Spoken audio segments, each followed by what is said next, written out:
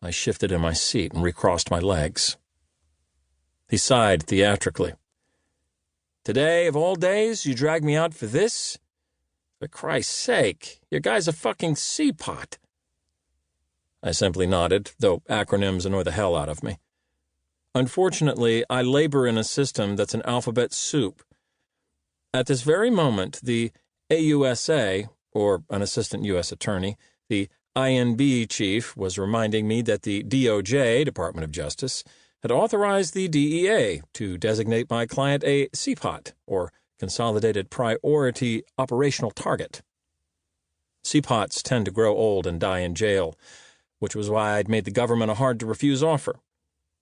My client, Fernando Ibarra, a.k.a. Fercho, facing life sentences on indictments here and in the Southern District of Florida, pleads to a concurrent 5-year bit. In exchange for this extraordinary laxity, Fercho gives up evidence on the Colombian government's murderously corrupt anti-drug czar, a huge takedown that would ignite the career of the prosecutor who initiated it, a bonfire of the vanities that would prove irresistible. I hoped. If I authorize this, I'm not saying I will, but if I do, my ass is on the line, the chief said. You better not be fucking with me. For most SDNY prosecutors, the job was a stepping stone between a top 10 law school and a top 10 firm partnership. The chief was an exception. He was a career prosecutor. He'd taken the subway to law school and now was riding the rails toward Maine justice. A hard case who trusted nobody. In that respect, we were alike. "Fucking you would be fucking myself," I said. He eyeballed me, parsing my obscenities. I understood his concern. Was I expressing a shared worry or mocking him?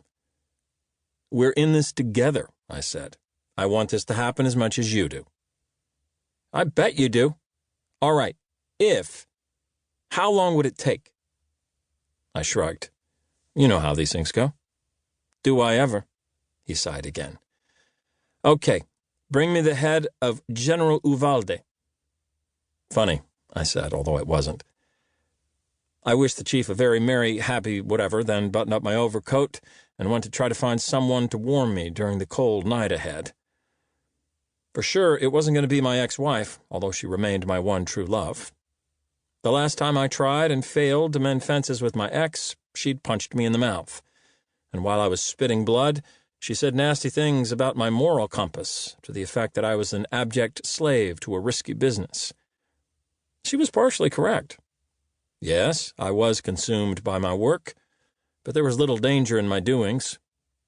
The sins of my clients ranged from personal betrayals to crimes against humanity, but never had I felt the slightest twinge of fear. Not because I was brave or reckless, but because I did not lie or steal, and I played well with others. But why quibble? The real reasons she left me?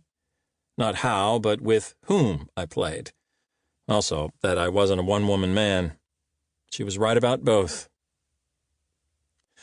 Mere hours after arranging to bring a mass murderer to justice in exchange for a lesser killer being wrist-slapped, I was pleasantly inebriated in the back of a hansom cab, fondling a snow-stranded Avianca flight attendant.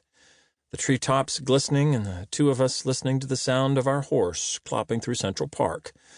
Me about to instruct the top-hatted driver to end the journey at my place when... "Let's go see the tree at Rock Center," said my date. "Sounds like fun," I lied. I hated group jollity, but was a big believer in patience earning rewards. Right I was. After a few freezing minutes amid a jam of sniffling tourists, she shivered and pressed against me. I said, mm-hmm. My place.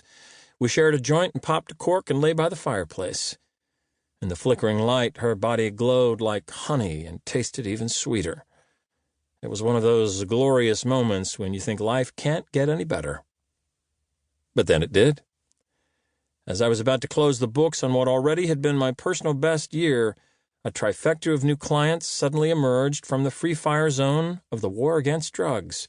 3 major criminals willing and able to pay triple excise fees for top-notch legal representation.